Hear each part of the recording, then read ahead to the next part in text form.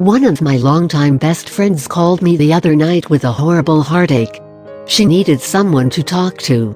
Their daughter is said to be suicidal, and she was stuck on a business trip until the following night. Her husband was at home dealing with the situation, but she would not be well until she could hug her daughter. She needed to look deeply into her daughter's eyes to get a reading of what was going on inside her mind. Until she could sit and talk to her daughter, she could at least get my brain on what to do. We talked a little about when we were 17 and tried to commit suicide. Now, all these years later, what I could tell my friend or daughter to make it better: I grew up in a very dysfunctional home and had no reason to believe that I was loved or that I had some kind of emotional support system. That was not what excited me. Despite looking back, I think it set the stage, ensuring low self-esteem when entering high school. I wanted to die because I was in love with two boys who were best friends, and I knew I had never been able to choose between them. It was more than I could take. I wanted to escape the pain of dating one and wishing the other. Both were wonderful, beautiful souls. I had met them once when we were 15, and we instantly fell into a beautiful relationship. One was my first true love. He was struggling with his mother's new husband and became very distant and moody. In my insecurity, I assumed that he was no longer interested in me. To test my theory, I scribbled a heart that he drew in his notebook with our names. He understood that I was ditching him and seemed at peace with the idea. I was too hurt and insecure to admit that I was just testing him, and I didn't want to finish. He was also hurt and shy to stop me. None of us knew how to speak openly about our hearts. He occasionally asked me out after that. I would have thought we were about to get back together, and then he would be gone again. He moved to a nearby city to live with his father and stepmother. He gave me his best friend's phone number to call if I needed to reach him. One night, after a year when he came in and out of my life and stole my heart every time, I finally called his friend to find out when he would return to the city and, more importantly, he would rejoin me. According to his best friend, the love of my life thought I was a slut, even though I was a virgin. He had no intention of coming back with me. However, his best friend was there to pick up the pieces of my broken heart. The best friend was as beautiful and amazing as the first, but in different and unique ways. We loved each other. We were 16 years old, and we planned to get married when we turned 20. Since they were best friends, my ex would visit and leave. It was a challenge for me to see him during these visits. My head said that I should hate him, but my heart still danced every time he entered the room. My ex and I ended up having a long conversation one night. He confessed that he said I was a slut, but that he regretted it and never felt that way about me. They were just stupid 16-year-old emotions linked to our past together. He thought it was better to date his best friend and gave his blessing. It killed me.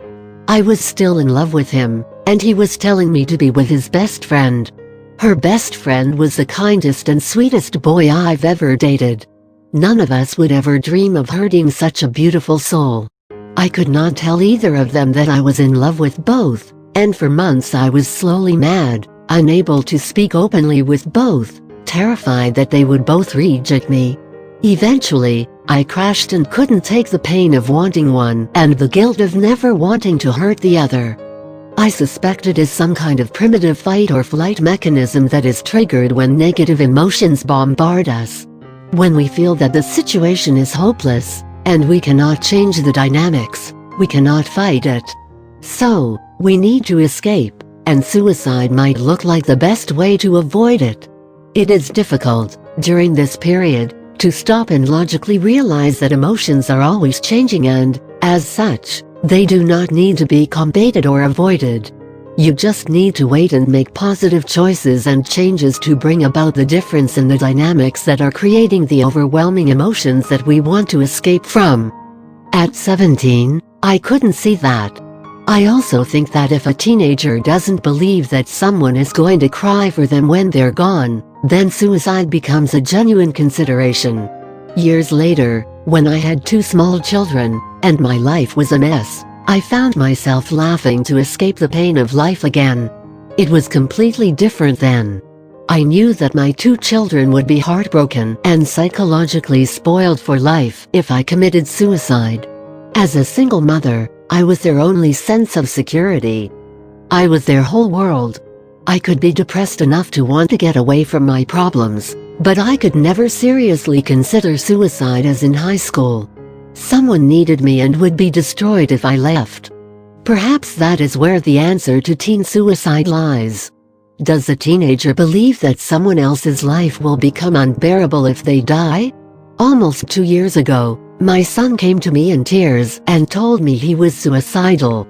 The idea of life without my son was more than I could bear.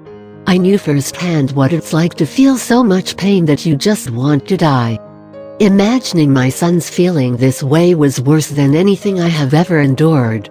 We talked a lot about the things that destroyed his will to live. We talked a lot about the feeling of being suicidal.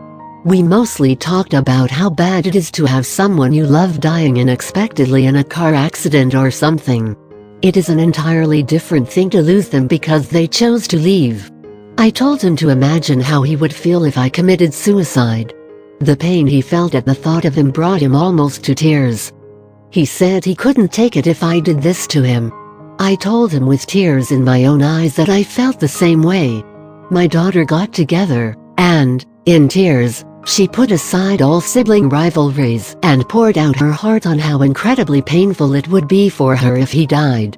We became very close in the coming weeks, as we worked together to make many changes in his world and his perspectives. He's doing wonderfully now. He is delighted with a new school, with a girlfriend who is the love of his life and has found his old enthusiasm for life's adventures again.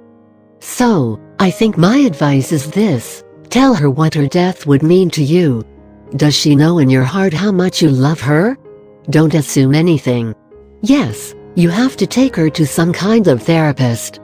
But, whatever you do, don't make it feel like some kind of rotten nut. And don't ignore that.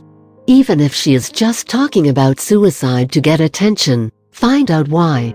She may be testing the waters, looking to see if anyone would care.